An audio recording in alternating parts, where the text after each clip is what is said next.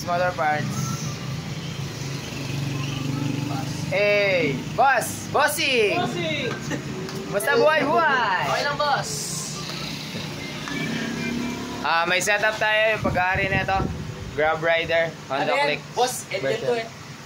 Yan yung Grab Rider. Ito yung Grab Rider nagpapawili nun ng Mio Sporty. Ngayon may click na siya.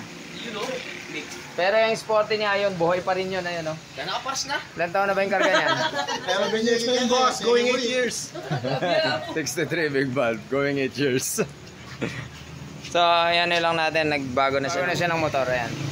Honda Click V3 125. So, pinaset up niya sa atin 59 kasi pagod na agad ang kanyang motor. Stock pa ito. Anong year model ng motor mo? 2023 model, boss. Ilan na yung Odo? 60k Odo na siya, boss. Pagod na yung motor. Nag-resign na. Grabe, napakasipag ng motor mo. 1 year pa lang 60k na dahil sa kanyang Grab. Kaya sigurado ako napakayaman na neto. Easy lang tayo, boss. So yung kanyang cylinder block doon sa tinakbo niyang 60,000 yung kanyang piston ring may siwang na. Wala namang kayod pero yung ring may siwang na. Tapos yung sleeve nung board, yung liner medyo may nabawasan na. So medyo lumubog na. Pero wala namang ingay. Ang problema niya nagbabawas na lang. So mabilisan lang yung setup. Ay hindi pala, mabilisan lang tong video. Isa-isayin ko lang yung piyasa at yung ginawa. Let's go. Yun, bali patapos na ito, sinasalpak na lang namin. Bali ang black na gagamitin namin is steel bore MTRT. Ayan. Light and magneto. Ayan. Naubusan ako ng pintura. Kaya hindi muna napinturahan. Tapos tawag nito. Yung racing cam na gagamitin is Spitz Bike version 2. Ito na, nakalagay na. Syempre refresh na rin yan. Valve spring RS8. Nirepaste namin kasi may mga part na medyo may hukay na. Syempre para hindi magkaroon ng leakage. Injector niya RS8 na 140cc. Tapos syempre yung mga importante rin para sa iwas overheat is yung pag-i-edit ng gasket. Ayan yung gasket. Bago po yan pero nilagyan lang namin ng gasket maker. So may sa gasket kasi is may mga part na walang butas yan. Pareho sa stock. So yun yung stock gasket. So kaya importante ito sa click. Depende na lang siguro pero sa amin ginagawa namin to. Ito yung part na to wala siyang butas. Tapos ito maliliit yung butas. Pero kung titingnan nyo yung head, kumpleto yung butas, malalaki. Walang ganito kaliit. Pero stock to So ang ginagawa ko binubutasan ko yung gasket para madagdagan yung oil flow. Tapos kadalasan kasi hindi naman talaga match yung butas ng gasket ng racing head ay racing block. Hindi ganong match kaya ito yan ginagawa. Yung mga butas nilalagyan ng daanan kasi hindi match yung mga gasket. So ang ginagawa namin is mina-match namin yung mga butas. So malaking bagay yon, nakakadaan yung coolant ng maayos. Tapos syempre refresh Asinta valve, syempre headworks ported.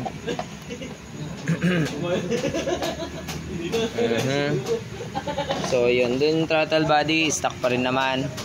Pang grab delivery po ito mga kapulido. So let's go. Sasalpak na lang yan. Yes, salpak na. Thread gasket matic. Hindi ko pinapayagan paggawa namin, hindi ko pinapayagan na wala siyang gasket maker. Doon sa iba hindi man sila gumagamit pero sa amin nilalagyan ko talaga siya para 100% sure ako. MTR dito mga kapulido.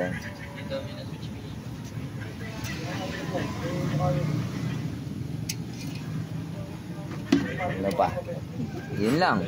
Yung panggilid pala niya, yung pulley. Ay, yung pulley niya kakalkalin din namin mamaya. Ito. Pero kailangan magpa-repaste. Wala akong pang repaste. So ito lang yung magagawa ko. Kakalkalin ko tong ram ng ball. Tapos yung torque bell niya nag-regroup ako mga kapatid. Para sa additional kapit ng clutch line. Grabe sira na pala yung oil seal nito.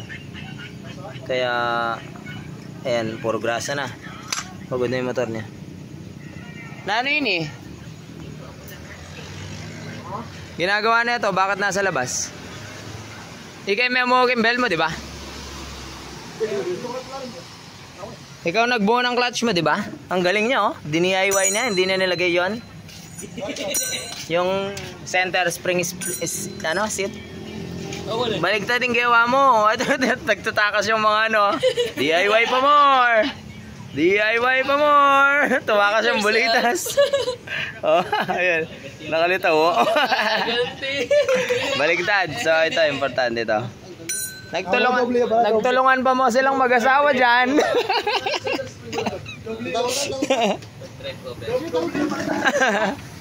Okay, salpak. Doble pala nakalimutan. Doble pala to. Yun, diyan doble. Doble. Nasa taas yan. Pasok na. Yung nilagay mo sa ilalim. Doble yun. Yun. Doble yung paningin mo. Siyempre, salamin tayo. Alright. Nasisipa tuloy yung salamin.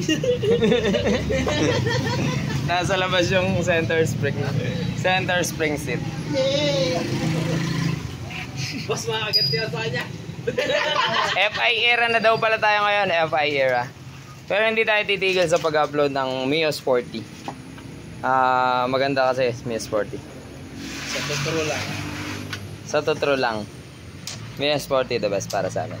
FI era, tapos yung iba Ano? Ano masabi? Nakagamit. kompleto, tapos tinatagos pa rin ng Mio eh. Oh! No! Ay, natagos. FI era pero mataas na karga pero tatagosin ng Mio eh. Bibili ka ng ECU, 12,000. Tapos tatagusin ka ng tagsa 10,000 package na ano, setup. Awit ka, ginagawa mo. Oh, nakatanggal. Alay, ita, unahan may apayta ka rin. Tsaka utala yung grasa. Aliya, iyan, palub may apay ito. Yan. Parang pindoble niya eh. Aliya, doble. Ita, kaya tayong baboy ito. Ako sa'yo eh. Kaya baboy ito. Pero di na may pang grasa, walang grasa eh. Bata, makaganti ako sa'yo. Nasa. Ako yung nasa, parang may ginagawa ka. Alright. Tumawag, di kayo mo na yun para may panginabang ka. Yung sa timing nito is stock timing gear pa rin ang gamit namin. So stock timing lang siya mga kapulido. Ulitin mo na. Yun o, light and magneto. So pag nag-light and magneto ka, yung timing mark is mabubura yan. So inaabangan ko na agad na lagari. Pero wala pa rin naman kaligaw yan eh. Kasi ang ating fan na stock is meron naman timing mark. Ayan. Ayan timing. Mahuli nila eh. Kaya natin, di ba? Update mga kapulido, mandar na ang ating ginagawa. Bali papalagyan niya ng ano? Ram air. Ayan. Big time to eh. Joke po yung joke. Ayan. Naka ano siya? Nakakla joke.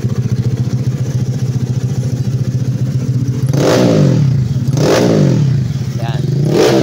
Rubber braking pa yan mga kapulido. Yo, update mga kapulido. So last part ng ating video, ginabi na kami. Ay, minadaling araw na kami, 2:30 na. So ito yung break-in lamang, or break-in muna siya. Tapos ina-advisean pala namin ng customer kapag nagpagawa siya bago siya magpa-remap after break-in, ganun. Kasi mag-iiba yung tono kapag nagkakakarbon at naglalapat pa lang yung liner saka piston ring. So yun, ina-advisean namin sila na kung gustong magpa-remap, pa-remap sila after breaking. So may final tuning pa yung ganito. Kaya niko, grabe. May GB box kasi eh, pang grab kasi to eh. So yan, okay naman, napakatahimik ng makina. Stock scam. Pipe nga lang ha, Cracovia. O big bike. So pagka medyo malaki yung pipe mo na ganyan, nagsusungaw yan. Mas okay talaga na i-remap mo kung ganito.